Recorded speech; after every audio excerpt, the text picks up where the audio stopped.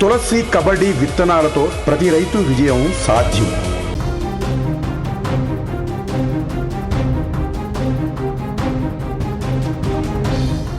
ఇంటి నుంచి బయలుదేరినప్పుడు ఎంత వేగంగా వెళ్ళామన్నది ముఖ్యం కాదు, ఎంత సురక్షితంగా మళ్ళీ తిరిగి ఇంటికి చేరామన్నది ముఖ్యం. కానీ నేటి తరం ఈ చిన్న సత్యాన్ని మర్చిపోతుంది. క్షణకాలపు వేగము నూరేళ్ల శోకాన్ని మిగులుస్తుందని తెలిసినా నిర్లక్ష్యంగా యాక్సిలరేటర్ పెంచుకుంటూ పోతున్నారు. తాజాగా తెలంగాణలోని వరంగల్ జిల్లాలో జరిగినటువంటి ఒక ఘోర రోడ్డు ప్రమాదం 4 కుటుంబాలలో తీరని ఆవేదనను, అంతులేని విషాదాన్ని నింపింది. 2 బైకులు ఎదురెదురుగా ఢీకొన్న ఈ దారుణ ఘటనలో 3 ప్రాణాలు గాల్లో కలిసిపోగా మరొకరు చావు బతుకుల మధ్య ఇప్పుడు కొట్టుమిట్టాడుతున్నారు. వరంగల్ జిల్లా పర్వతగిరి మండల కేంద్రంలో ఈ భయంకరమైనటువంటి ప్రమాదం చోటు చేసుకుంది.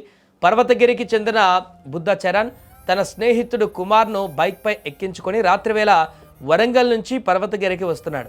అదే సమయంలో మండలంలోని సోమారం గ్రామానికి చెందిన మాజీ ఎంపీటీసీ వడ్లకొండ ఎల్లాగౌడ్తో పాటు ఎండి అహ్మద్ అనే 2 వ్యక్తులు తమ వ్యవసాయ పనులు ముగించుకొని స్కూటీ పైన సొంతూరికి తిరుగు ప్రయాణమయ్యారు. రాత్రి సమయం చీకటిగా ఉంది.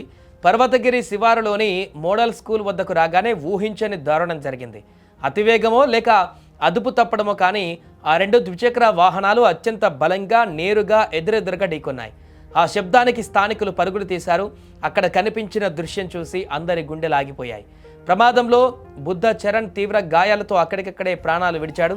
రక్తపు మడుగులో కొట్టుమిట్టాడుతున్న మిగతా 3 స్థానికులు 108 అంబులెన్స్లో వరంగల్ ఎంజీఎం ఆసుపత్రికి తరలించారు.